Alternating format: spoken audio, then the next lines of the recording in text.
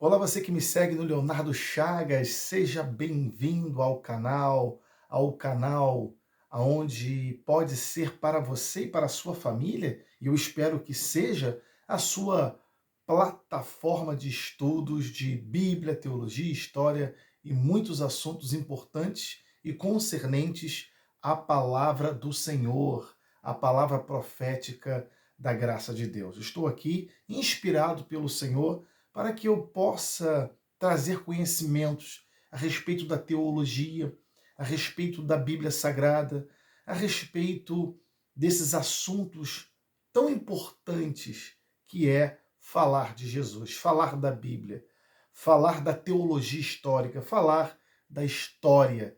Esse é o meu chamado e eu espero que eu tenha contribuído com a sua vida através desses conhecimentos. Se você puder se inscrever no canal, eu fico muito feliz. Se inscreva no canal, curta e compartilhe com um amigo ou uma amiga. Compartilhe esses estudos nos grupos do WhatsApp. Você que vive aí nos grupos do WhatsApp, você pode compartilhar um desses vídeos para as pessoas crescerem sempre no conhecimento. A Bíblia diz: o meu povo está sendo destruído porque lhe falta o conhecimento. E eu estava pesquisando nos meus livros, nos meus estudos, e eu falei: Senhor, eu quero falar algo sobre o jejum. O jejum. E eu quero falar hoje sobre por que motivo os judeus jejuam. Por qual motivo os judeus jejuam? Isso é importante também nós, que somos gentios, fazer esta prática judaizante. Primeiramente, os judeus, isso está na Torá, isso está no Antigo Testamento, a palavra jejum, ela sempre é lembrada como algo de aflição, como algo ruim, de lutas que eles tiveram. O jejum nunca é algo que reverbera felicidade, reverbera alegria. Não, sempre é motivo de luto, de pranto, de dor, de choro, de aflição da alma. Inclusive no Antigo Testamento, muitas palavras que se fala de jejum significa aflição da alma. Então, logo de início é importante você entender que a palavra jejum para os judeus sempre é algo relacionado ao lamento, à dor, às guerras, às mortes. Inclusive, eu vou trazer aqui para vocês que estão me acompanhando no YouTube alguns motivos por que os judeus jejuam. E no final eu vou falar um pouquinho se é necessário ou não nós jejuarmos. O primeiro motivo que os judeus jejuam é o Yom Kippur. Yom Kippur é o dia do perdão. Esse dia é fundamental para os judeus, porque fala da Teshuvá, que é o arrependimento, e é muito importante porque eles jejuam para se arrepender. A Teshuvá, é o arrependimento. O Yom Kippur é um dos dias mais sagrados do judaísmo. E por esse motivo eles jejuam, sempre com um viés de aflição de alma, de dor, de lamento, de pranto, de aflição. Então, Yom Kippur é uma prática, é um dia de recordação, é um dia muito importante para os judeus e eles jejuam sim. Segundo lugar, o jejum de Guedaliá. Você já ouviu falar em Guedaliá ou Guedalia?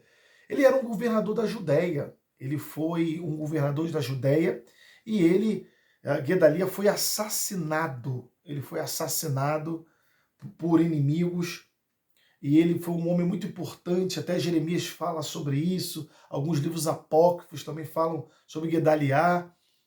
Ele foi um governador da Judéia, um homem que lutou muito pelo povo judeu e ele foi assassinado politicamente, um assassinato político, um dos grandes assassinatos políticos da história da Bíblia Sagrada é Guedaliá. E os judeus, eles jejuam lembrando de Guedaliá, lembrando dele. Isso sempre relacionado, como eu falei anteriormente, sobre a luta, sobre o pranto, sobre dor. Nada é muito alegre no jejum judeu. Não tem muita alegria. Inclusive também eles jejuam para casar. Isso aí é algo específico do jejum do judaísmo. Então, Gedaliah, como foi o governador da Judéia, foi assassinado e eles lembram sempre dele através do jejum. Outro motivo também é o cerco a Jerusalém pelos babilônicos.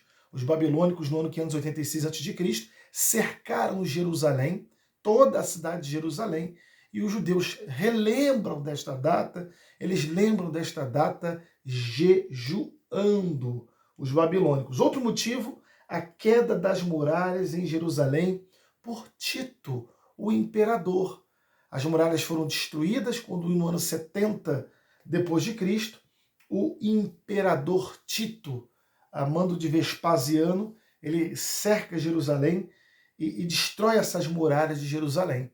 E eles jejuam também por esta causa. Outra causa é a destruição do primeiro e segundo templo. Você que não sabe, o primeiro templo foi destruído pelos babilônicos, ou babilônios. Nabucodonosor invade Jerusalém no ano 586 a.C., invade Jerusalém, destrói o templo. E o segundo templo, como eu já mencionei, foi destruído pelos romanos. Depois foi reconstruído aí por Herodes, o grande construtor Herodes. Eles remodelam de novo o templo, mas é destruído pelos romanos. Foi destruído e Herodes fez uma grande construção nesse templo, e no ano 70 foi tudo destruído. Eles também jejuam por isso. Eles também jejuam por isso, pela destruição do primeiro templo, por Nabucodonosor, pelos babilônicos, e pela destruição do segundo templo pelo general romano.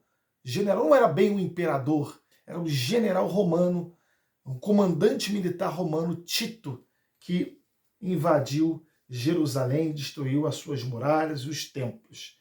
Outro motivo também, que precede a festa do Purim, que é a festa da sorte do Purim, é quando Amã decretou a morte dos judeus. Amã, que foi um líder, decretou a morte dos judeus, está relatado no livro de Esté, e os judeus, antes da festa do Purim, que também comemora a salvação dos judeus da Pérsia, os judeus estavam na Pérsia, naquela região, e Amã, ele decretou a morte desses judeus. Os judeus foram salvos por isso. Foram salvos no ano 14 de Adã. E antes da festa do Purim, a festa da sorte, para os judeus, eles jejuam intensamente também. Estão mandamentos, é a mitzvah asé. No hebraico, a mitzvah asé é um mandamento para o povo judeu jejuar. Agora nós, como gentios, nós não temos nada a ver com o Yom Kippur, nada a ver com o jejum de Gedaliah, nada a ver com a quebra das muralhas de Jerusalém do segundo templo, nada a ver com a primeira e segunda destruição do templo. Nós não temos nada a ver com a festa do Purim, que isto é a festa judaica. Não temos nada a ver com mitzvah asé, que é o mandamento. Essas festas são totalmente judaicas, como tem a festa do tabernáculo, a festa das semanas, a Páscoa, que a nossa Páscoa é diferente. E nós que somos cristãos, gentios, precisamos fazer isso? Por que nós vamos jejuar? Eu acredito, na minha concepção da graça de Deus, que é totalmente desnecessário fazermos esse tipo de jejum. Por quê? Porque Cristo está em nós. Se Cristo está em nós, não precisamos mais jejuar. Ele habita, após a sua morte e a sua ressurreição, ele passou a habitar dentro de nós. O Espírito Santo está dentro de nós. Isso está até relatado aqui no livro de Lucas, capítulo 5, versículo 33, falaram sobre isso aqui com Jesus Cristo. Lucas, capítulo 5, versículo 33. Disseram-lhes eles, os discípulos de João Batista, olha só, de João, e bem assim o dos fariseus, frequentemente jejuam e fazem orações. A oração sim nós devemos fazer, mas o jejum, ao meu ver, é totalmente desqualificado, totalmente. Não há necessidade nenhuma de nós jejuarmos. Os teus, entretanto, comem e bebem. Então os discípulos de Jesus estavam comendo e bebendo, mas os de João Batista não. E dos fariseus também não. Você é discípulo de João Batista? Você é fariseu para ficar jejuando? Eu vejo aqui que se você não é, não há necessidade.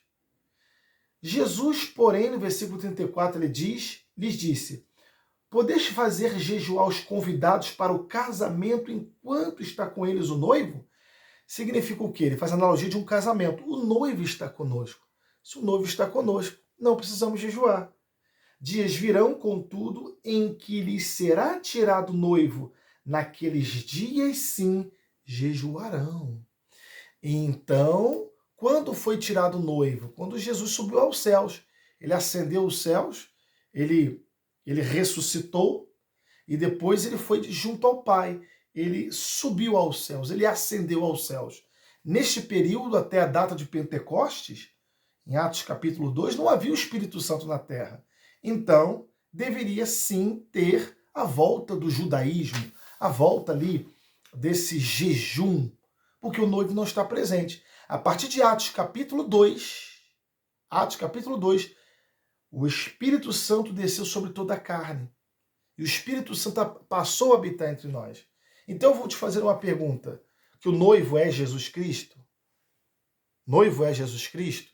O Espírito Santo é Jesus Cristo? É o Espírito de Deus?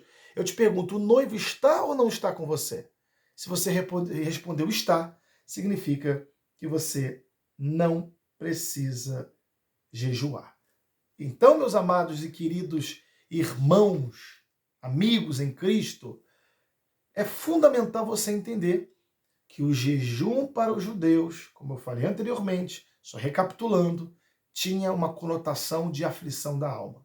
Eu falei aqui para vocês vários motivos porque os judeus jejuam. E nós, que somos cristãos, que temos o noivo junto conosco, que passou a habitar dentro de nós com o Espírito Santo, não há, a meu ver, eu não quero aqui contradizer ninguém, contra-atacar ninguém. Se você faz, ótimo, você acredita nisso, mas não é necessário, porque você já tem Cristo em você. Mas se você faz, eu acredito que não vai trazer nenhum tipo de resultado. O que traz o resultado é a fé em Cristo Jesus, que está dentro de nós como noivo eternamente. Em breve estaremos nos casando com Ele. A igreja adornada de branco, sem manchas, sem máculas, sem rugas, junto com este noivo, que atualmente está com o Espírito Santo, e em breve virá para nos buscar. Ok? Se você gostou desse vídeo, não esqueça de se inscrever no canal, curtir e compartilhar. Um forte abraço e até mais!